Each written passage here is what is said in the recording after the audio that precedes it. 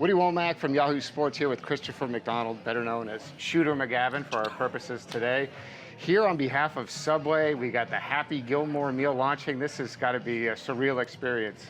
I got to say, pinch me time. You know, it's great. I love that Subway's back with us in the second one. Oh yes, it took a few years, but it's good to have the Subway brand. On July 10th, they're releasing this whole program where you could come in and get a Happy Meal, Happy Gilmore meal, spend $1 and get one of these fabulous cups. This one right here is yours truly, Shooter McGavin.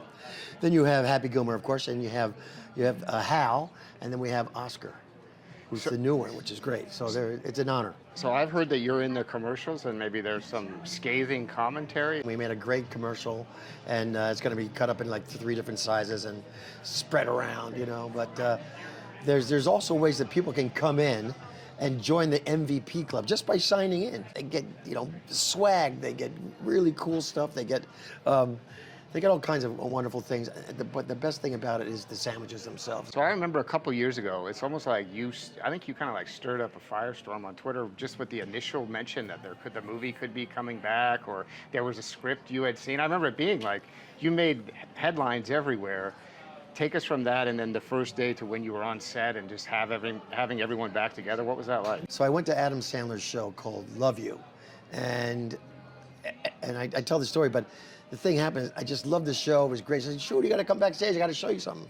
And he shows me the first page of the new Happy Gilmore 2. I was like, dude, we're making it. Finally, we're making it. But I did let it leak to these 2 DJs who wanted me out of Cleveland. And I said, yeah, well, there might be something coming out. The fans demand it. And it was something simple like, you know, don't tell anybody, but, you know, yeah, I just saw the first page of it. And they were like, oh, wow. I was like, yeah, but you can't tell anybody. I mean, you could cut that out, right? Oh, yeah, sure. So what they did was basically said, goodbye, thanks for, man, great talking to you.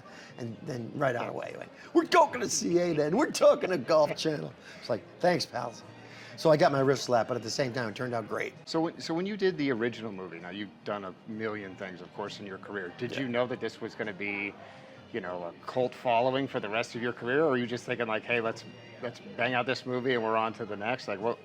I don't know. It's absolutely crazy. I don't think anybody, unless you're Tom Cruise doing, you know, your 8th sequel of, you know, Mission Impossible, who will know something's going to be a massive hit. Then it went to television, changed everything, because people really, there were a lot of eyes on the press. Millions and millions of people saw it all over the world and laughed and laughed and laughed.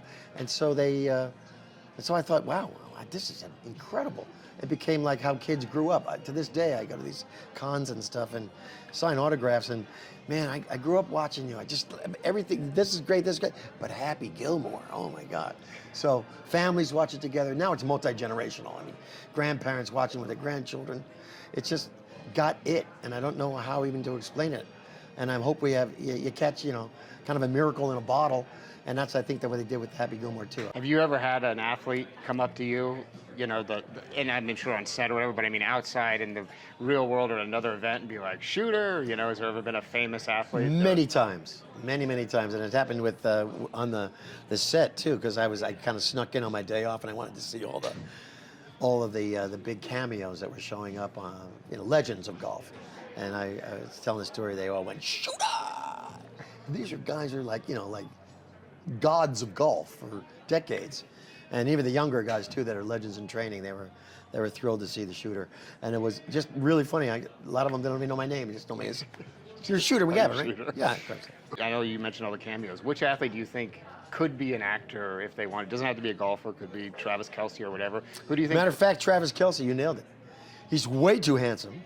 He's really got a great sense of humor. He does a really good job. I was very, very impressed. So who would you say, is there a golfer or someone that kind of plays into that villain role, kind of like Shooter? John Ram, maybe? I don't know. Yeah, I was thinking like, you know, maybe Bryson or Brooks, or depending on who you ask. Well, Brooks has had his moments, right? And Bryson, I think there's a little bit of Shooter in all those guys because, well, they really would just want to win. I see them in tennis players all the time. They have a lot of Shooter in them. Yeah, John McEnroe. Oh my God, that's probably where I stole a lot of Shooter from, was McEnroe. And we know Shooter loves to talk. I mean, so what are you talking about?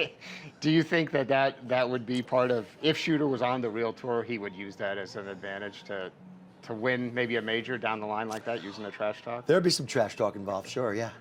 Yeah. And he would just kind of point things up to get inside their head. I think people do that all the time when they're playing their buddies just for like chump change even. They just get inside their heads like, you're going to miss this putt. You suck, jackass. That kind of stuff like that, which is really, really funny. Usually what I play right now is for charity events, and which is a great way because you're basically playing a scramble. So it goes a little swifter, which is good. And I played with the front line of the Buffalo Bills, which was amazing. That's one of the great things about golf. You can do it golf for good, as it were, and help people with the Make-A-Wish foundations and kids have those issues. St. Jude Foundation, things like that make a huge difference in their lives, and it's all based around a great gathering of golf players. So it's cool. All right. Well, we appreciate you taking time to talk to us. July 10th. July 10th, baby, and July 10th is when they drop, which is 2 weeks before the actual movie drops, for Subway. Subway's got all these great deals happening, so it's going to be amazing. It's a great kind of like leg up to what's coming on the 25th of July on Netflix. So get out there now and check it out. All right, appreciate it. Thank you. Appreciate you. Thanks so much.